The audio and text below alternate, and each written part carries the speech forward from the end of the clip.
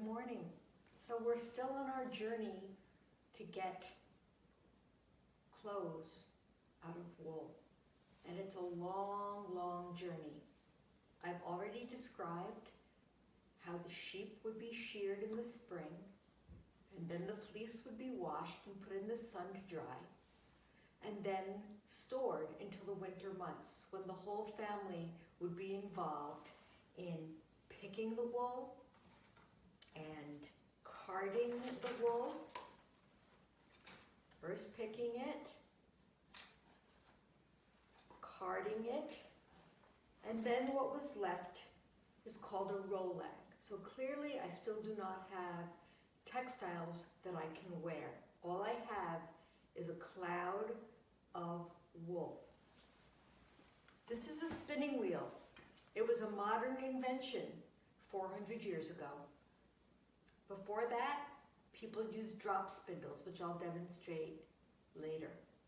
This spinning wheel is made to spin both wool and the other fiber that would be most likely used in the Northeast colonies, which is flax. Flax is a plant that is grown, and if you've ever worn something called linen, this is where it came from. It looks like straw when it's growing, but if you get these stalks off the straw, these fine fibers are in the inside. And when you spin flax, you get a skein of flax like this that you can make into linen. This is its natural color.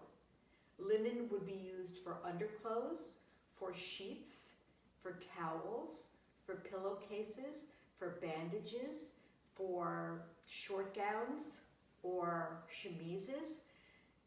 All of your bedding except for your blanket would be made out of linen, and that's why in your home you have a linen closet where you keep your sheets.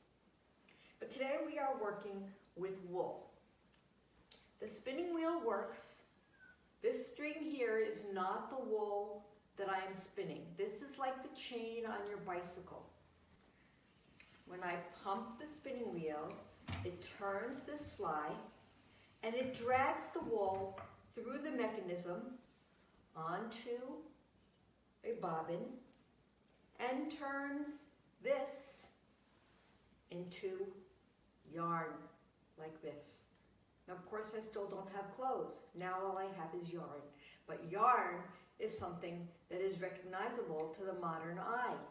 This could be knitted. This could be woven into clothing. So imagine the whole family is sitting by the fire in the winter. The youngest children are cleaning or picking the wool. The older children are combing or carding the wool. And an even older daughter might be using a drop spindle. But mom is sitting and she is spinning wool. She is slowly adding her rolag into the machine that sucks it in and puts a twist in it, like this, so she can have yarn. Now this goes on for hours and hours and hours. And imagine that people are getting pretty bored. So this is the time where mom might start making up stories to entertain her children. That is why stories like Rumpelstiltskin, where you are turning straw into gold, comes from. Or stories like Sleeping Beauty, where she fell asleep after pricking her finger on the spindle of the machine, of the spinning wheel. So there are many, many stories throughout our culture and throughout folklore that involve a spinning wheel. Of course, the wool still needs to be dyed or woven or knitted into clothing, but at least we're getting somewhere now, going from the sheep to at least some yarn that is recognizable and usable.